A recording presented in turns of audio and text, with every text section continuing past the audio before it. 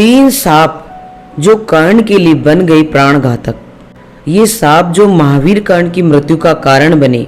आइए आज उन्हीं पे हम चर्चा करते हैं कि कर्ण को ऐसे कौन से श्राप दिए गए थे जो अंत समय में उनकी मृत्यु का कारण बने। महावीर कर्ण के बिना महाभारत युद्ध की कल्पना भी नहीं की जा सकती। साथ ही इस बात से भी इनकार नहीं किया जा सकता कि कौरवों के सेनापति कर्ण अपने प्रतिद्वंदी अर्जुन से भी बड़े धनुर्धर थे, जिसकी तारीफ स्वयं भगवान श्री कृष्ण ने की थी। कर्ण न केवल एक शक्तिशाली योद्धा थे बल्कि बहुत बड़े दानवीर भी माने जाते थे, जिन्होंने बिना युद्ध का परिणाम सोचे अपने कवच कुंडल दान में दे दिए। कर्ण जन्म से क्षत्रिय थे, लेकिन वह रथ चालक के घर पलकर बड़े हुए थे, जिससे उनका एक नाम सूत पुत्र भी पड़ा। उनकी वीरता को देखते हुए दुर्योधन ने उनको अंग देश का राज सिंहासन दे दिया और जरासंध के हारने के बाद चंपा नगरी का भी राजा बना दिया। लेकिन इस महान योद्धा का जीवन किसी तपस्या से कम नहीं था। इन्हें कई ऐसे कर्मों का परिणाम भी भोगना पड़ा जिसमें इनकी कोई गलती नहीं थी। अनजाने में किए काम और दूसरों की भलाई के चक्कर में इन्हें 3 ऐसे सांप मिल गए जो इनके लिए प्राणघातक साबित हुए। इन्हीं 3 सांपों की वजह से महाभारत के निर्णायक युद्ध में इन्हें अर्जुन के हाथों वीरगति प्राप्त हुई। पहला श्राप परशुराम ने दिया। कर्ण जब धनुर्विद्या सीखने के लिए गुरु द्रोणाचार्य के पास पहुंचे तो उन्होंने कर्ण के सूत पुत्र होने की वजह से शिक्षा देने से मना कर दिया। कर्ण इससे निराश होकर भगवान परशुराम के पास पहुंचे। परशुराम जी ने कर्ण की प्रतिभा को जानकर उन्हें अपना शिष्य बना लिया। एक दिन अभ्यास के समय जब परशुराम थक चुके थे तो उन्होंने कर्ण से कहा कि वे थोड़ा आराम करना चाहते हैं। तब कर्ण बैठ गए और उनकी जंघा पर सिर रखकर परशुराम आराम करने लगे। थोड़े समय बाद वहां एक बिच्छू आया जिसने कर्ण की जंघा को काट लिया। अब कर्ण ने सोचा कि अगर वह हिले और बिच्छू को हटाने की कोशिश की तो गुरुदेव की नींद टूट जाएगी। इसलिए उन्होंने बिच्छू को हटाने की बजाय उसे डंक मारने दिया, जिससे उनका खून बहने लगा। इससे कर्ण को भयंकर कष्ट होने लगा और रक्त की धारा बहने लगी। जब धीरे धीरे रक्त गुरु परशुराम के शरीर तक पहुंचा तो उनकी नींद खुल गई। परशुराम ने देखा कि कर्ण की जांघ से खून बह रहा है। यह देखकर परशुराम जी क्रोधित हो गए कि इतनी सहनशीलता केवल क्षत्रिय में ही हो सकती है। तुमने मुझसे झूठ बोलकर ज्ञान प्राप्त किया है, इसलिए मैं तुमको शाप देता हूँ कि जब भी तुम्हें मेरी दी हुई विद्या की सबसे ज्यादा जरूरत होगी उस समय वह काम नहीं आएगा। दरअसल परशुराम जी क्षत्रियों को ज्ञान नहीं देते थे। कर्ण को उन्होंने सूत पुत्र जानकर ज्ञान दिया था। शाप मिलने पर कर्ण बेहद दुखी हुए और परशुराम के चरणों में गिरकर माफी मांगने लगे। उन्होंने गुरु परशुराम को बताया कि उन्हें तो अपने वास्तविक माता पिता का ज्ञान भी नहीं है। वह तो अपने माता पिता को गंगा में बहते हुए मिले थे।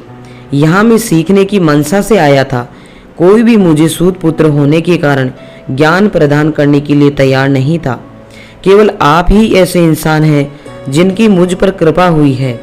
कर्ण की बातों से परशुराम जी का क्रोध शांत हुआ और कहा कि सांप तो वापस नहीं आ सकता, लेकिन तुम जिस यश के लिए भाग रहे हो वह तुमको जरूर मिलेगा और तुम महानतम धनुर्धर बनोगे।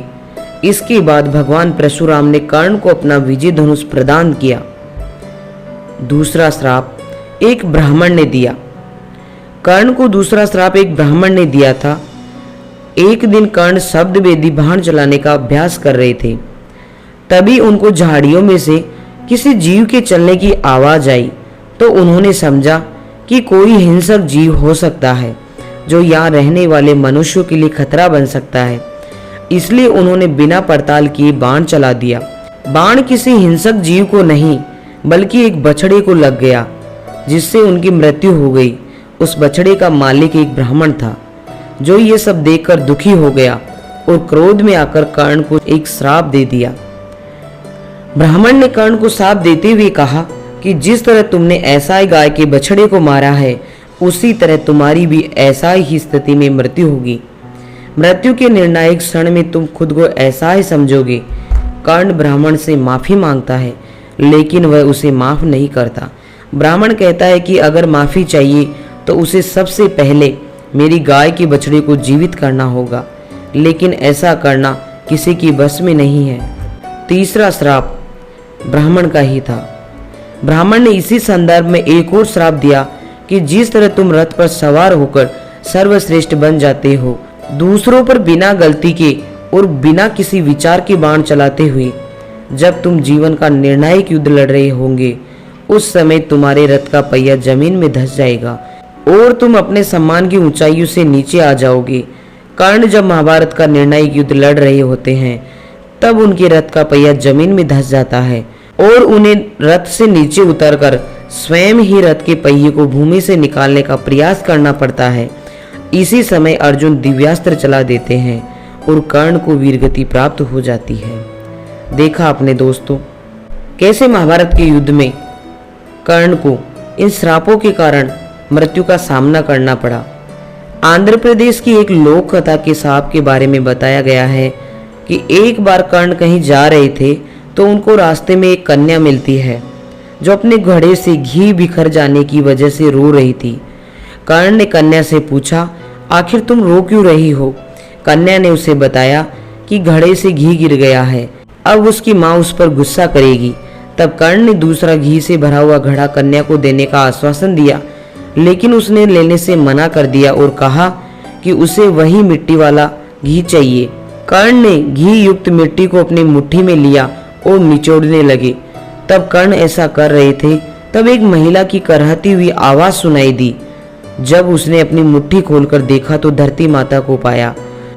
पीड़ा से क्रोधित होकर धरती माता ने कर्ण की आलोचना की और शाप दिया कि जिस तरह तुमने मुझे पीड़ा दी है, उसी तरह निर्णायक युद्ध में भी तुम्हें तुम्हारे रथ के पहिए को जकड़ लूंगी और तुम्हें इसी तरह ऐसा ही स्थिति में दर्द का सामना करना पड़ेगा। देखा अपने दोस्तों, महाभारत के युद्ध से पहले कर्ण को इन 3 श्रापों के कारण अपनी मृत्यु का सामना करना पड़ा। अगर आपको हमारा ये वीडियो पसंद आया है तो प्लीज़ इसे लाइक करें और अपने दोस्तों के साथ शेयर करें। साथ ही हमारे YouTube चैनल को सब्सक्राइब करना ना भूलें। मिलती हूँ ऐसे ही एक रहस्यमयी कहानी के साथ। तब तक के लिए धन्यवाद।